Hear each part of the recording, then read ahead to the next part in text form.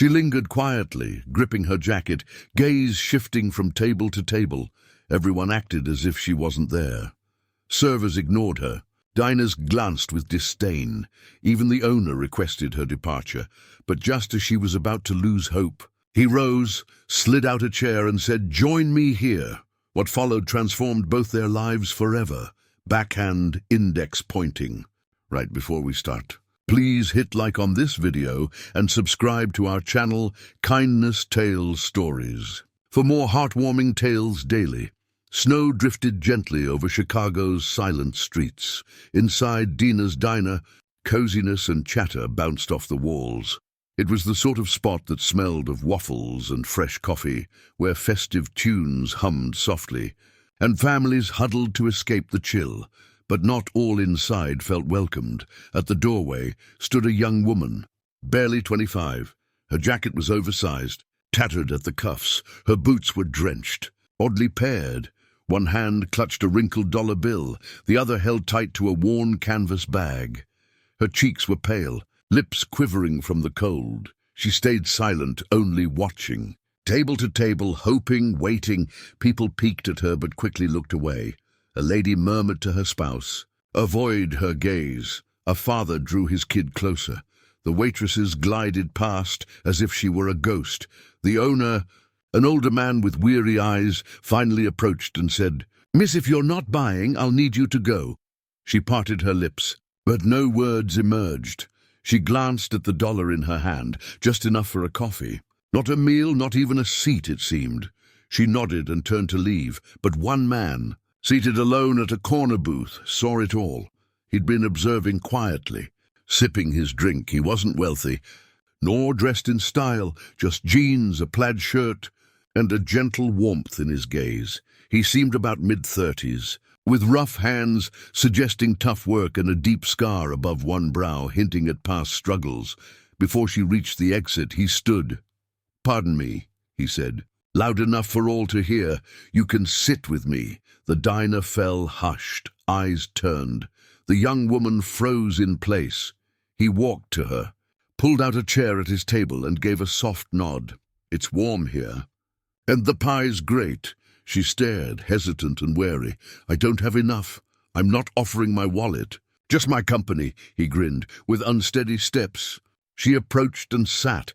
The chair's warmth brought tears to her eyes. She blinked them back. He waved to the waitress. "2 coffees and a plate of blueberry waffles." "Extra syrup," she leaned in. "You don't need to do this," he shrugged. "I know, but no one else did." Her name was Sophie. She hadn't eaten well in 2 days. She'd lost her job at a floral shop 3 weeks prior, then her home a week after. Her parents were gone, and she had no one to turn to. She'd entered the diner just to rest, maybe sip something warm, expecting nothing, hoping for nothing. His name was Liam, a construction worker and single dad to a 5-year-old girl named Mia. She was with her grandma that day, giving Liam his first break in months. He wasn't rich, but he had enough to see when someone had nothing. As the waffles arrived, she paused before eating. He nodded again. "Go on." "They're better hot." Bite by bite, Sophie began to warm. Not just from the cold, but from hopelessness. For the first time in days, someone saw her. Not as a nuisance, not as a stranger, just a person. They talked. She shared about the library she loved as a child. He spoke of nights, reading bedtime stories to his daughter in funny voices. She chuckled. He grinned. The diner blurred around them. When they finished, she looked at him and asked, "Why did you really invite me to sit?" He leaned back, eyes pensive. "Because long ago, someone did the same for me when I had nothing, and I swore I'd pay it forward one day." She didn't know what to say, so she whispered, "Thank you, for Liam." That was enough. 2 weeks later, the diner felt different to Liam. He still came every Sunday, ordering the same coffee and waffles, but now he always glanced at the door, hoping. He hadn't seen Sophie since that day. She'd declined his money, but accepted a warm coat he offered when they parted. She'd said she'd find a way to stand again. He hoped she had. Then, on the 3rd Sunday, as snow turned to slush outside, She walked in. Her coat now fit perfectly, her shoes matched, her hair was neatly tied, and her eyes, though still weary, held a spark. Liam stood before she reached him. "I got a job," she said, smiling, "at that library I mentioned. They needed help for the holidays." He beamed. "I knew you'd make it." She sat across from him. "And I got a room at a shelter nearby. Nothing grand. But I have a bed, and I'm helping out there too." The waitress arrived, surprised but smiling as she took their order. "2 coffees and waffles. Make it 2 plates this time," Sophie added. "My treat." They talked again, about books, dreams, Mia's love for dinosaurs, and how kindness can grow like a seed if planted at the right moment. "I've been thinking," Sophie said, "about how we met, how the whole room saw me as an outsider. I wonder what would have happened if you weren't there." He nodded slowly.